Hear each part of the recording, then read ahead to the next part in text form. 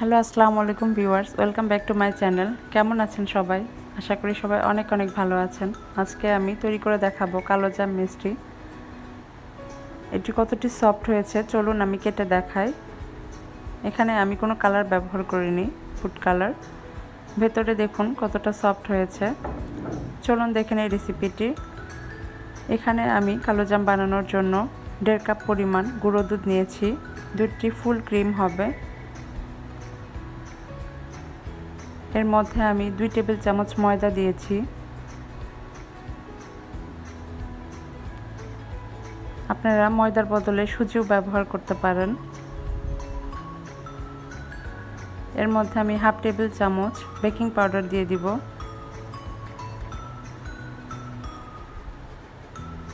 এরপর আমি খুব ভালোভাবে মিশিয়ে নিব।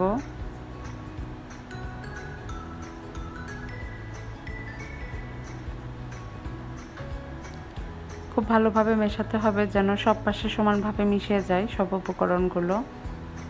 এর মধ্যে আমি 1 টেবিল চামচ মেল্টেড বাটার দিয়ে দিব। আপনারা চাইলে ঘিও ব্যবহার করতে পারেন।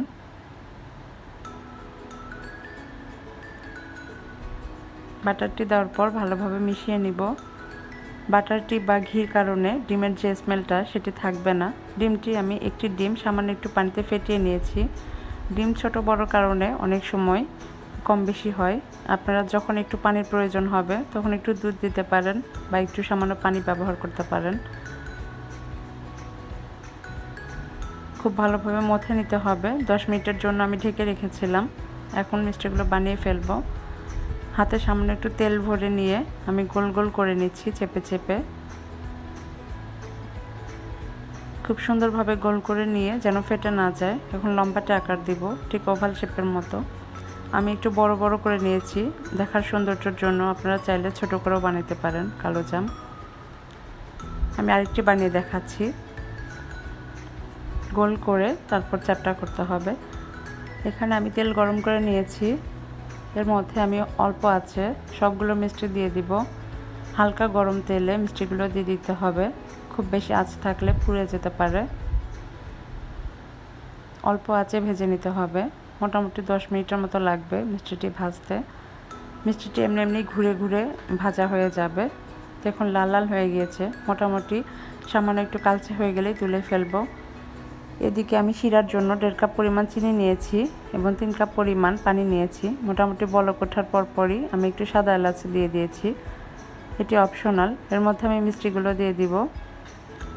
মিষ্টিগুলো দিয়ে আমি 10 মিনিটের জন্য ঢেকে দিব হাই হিটে। 10 মিনিট পর দেখুন মিষ্টিগুলো ফুলে ডবল হয়ে গিয়েছে। এরপর আমি আবার 10 মিনিটের জন্য মিডিয়াম টু হাই হিটে রেখে দিব। এভাবে আমি 3 বার 10 মিনিট করে রেখেছি। তৈরি হয়ে গেছে আমার কালোজাম। খুব সহজেই কিভাবে তৈরি হয়ে গেল কালোজাম মিষ্টি। নিশ্চয়ই আপনাদের কাছে ভালো লেগেছে। যদি ভালো লেগে থাকে তাহলে অবশ্যই আমার সাথে থাকবেন। সবাই ভালো থাকবেন। আল্লাহ হাফেজ।